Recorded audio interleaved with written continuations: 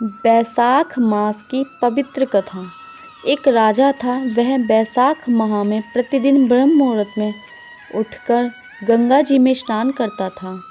राजा का आदेश था कि मुझसे पहले गंगा जी में कोई भी स्नान नहीं करना चाहिए। राजा जब गंगा जी में स्नान करने जाते तो उन्हें प्रतिदिन शांत जल के स्थान पर हिलता हुआ हलचल युक्त जल दिखाई देता, तो राजा को संदेह होता था कि निश्चय ही मुझसे पहले कोई प्रतिदिन गंगा जी में स्नान करता है। अतः राजा ने नदी के तट पर पहरेदार बैठा दिए। गंगा जी के तट पर एक वृक्ष था, उस पर एक बंदरिया रहती थी। वह प्रतिदिन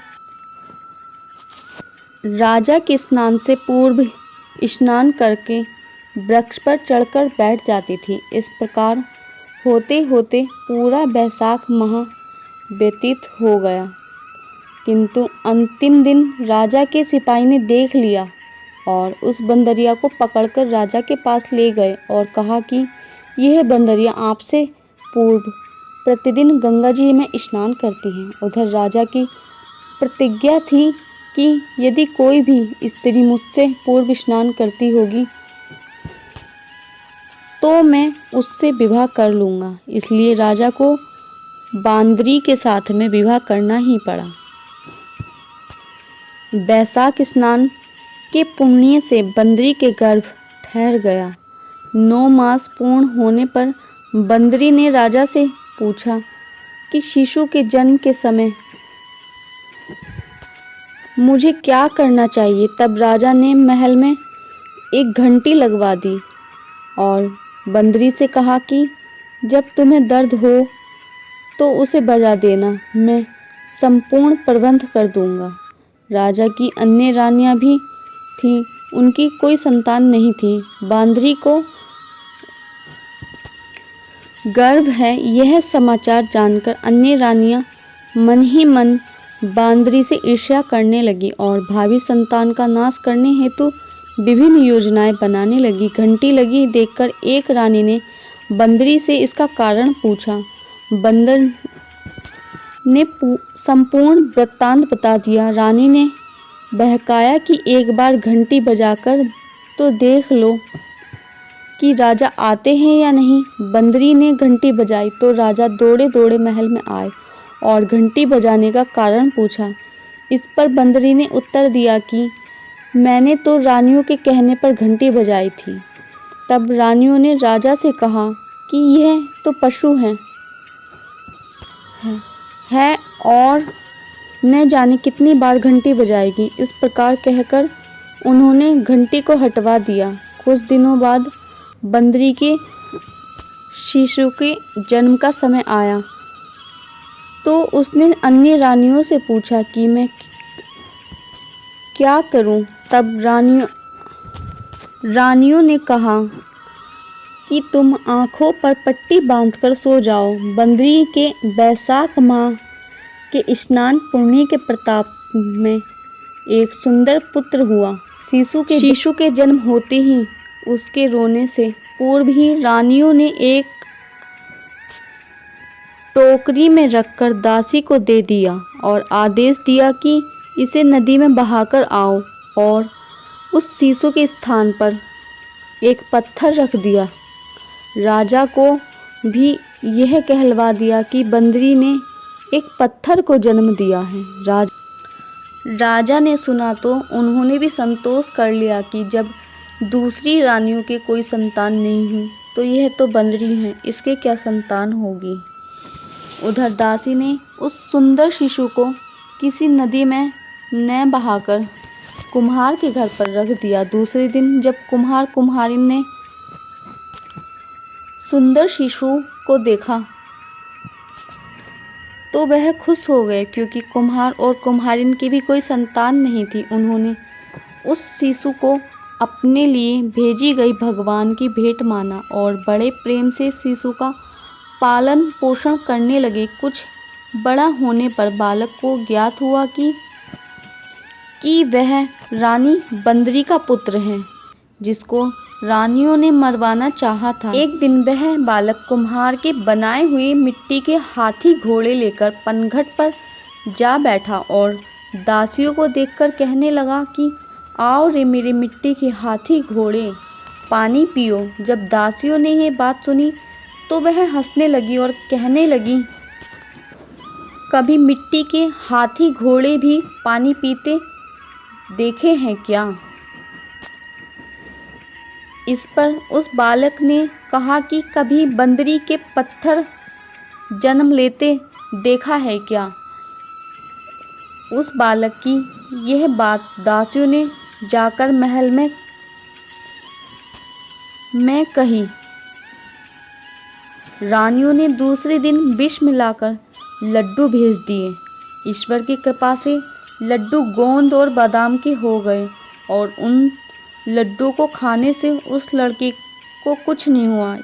यह समाचार दासी ने रानी को कहा और रानी ने राजा से कहकर कुम्हार को देश निकाला दिलवा दिया। कुम्हार वन में रहने लगा।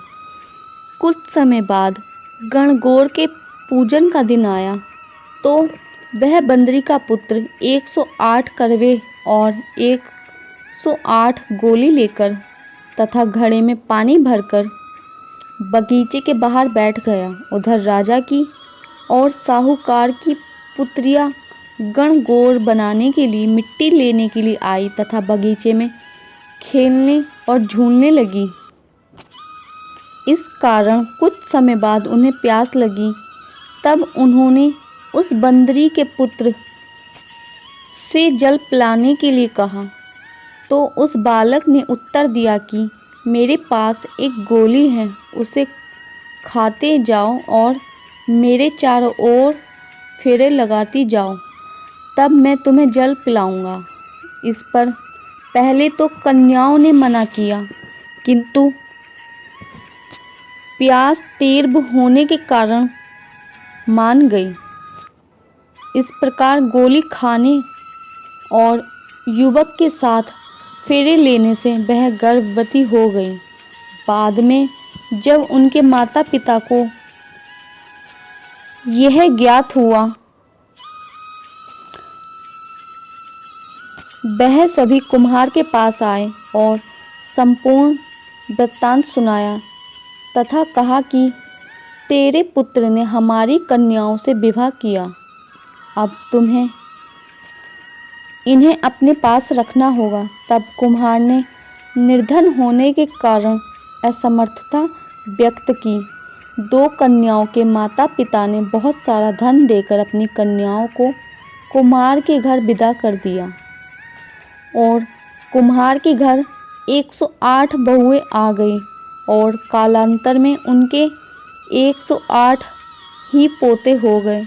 कुम्हार ने समस्त नगरी को भोजन हेतु निमंत्रण दिया और राजा को भी बुलावा दिया।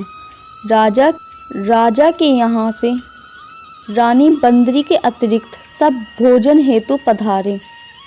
तब राजकुमार राजा की आज्ञा लेकर बंदरी को लेने रथ पालकी लेकर गया और लाकर सभा में सबसे ऊंचे स्वर्ण आसन पर बैठाया। राजकुमार ने अपनी सभी पत्नियों को समझा दिया था कि बंदरी मुझे जन्म देने वाली माता है। एक एक बहू रानी बंदरी के चरण स्पर्श करती गई और एक एक सोने का सिक्का और पोते को गोद में देती गई। जब राजा और अन्य रानियों ने यह सब देखा तो कुम्हार के पुत्र से इसका कारण पूछा तो रानियों को तो संदेह होने लगा कि ये अवश्य ही बंदरी का पुत्र है। इसलिए रानी रूठकर राजा को कहने लगी, कुम्हार के पुत्र ने हमारा अपमान किया है और बंदरी का सम्मान किया है, अतः हम लौटकर जा रही हैं। इधर राजा को पुत्र के जन्म का संपूर्ण रहस्य ज्ञात हो गया था, इसलिए उन्होंने रानियों को देश निकाला दिया और अपनी सभी पुत्र वधू एवं पौत्रों को लेकर महल में आया और राजकुमार का राज तिलक हुआ। कुम्हारन को राजकुमार ने महल में रहने के लिए निवेदित किया, किंतु वह नहीं माने। तब राजा ने उन्हें ढेर सारा धन दिया। बैसाख स्नान का इतना महत्व है, सबको बैसाख स्नान करना ही चाहिए। बंदरी ने बैसाख का स्नान किया तो उसे राजा का राज्य, पुत्र, बहुएं आदि प्राप्त हुई।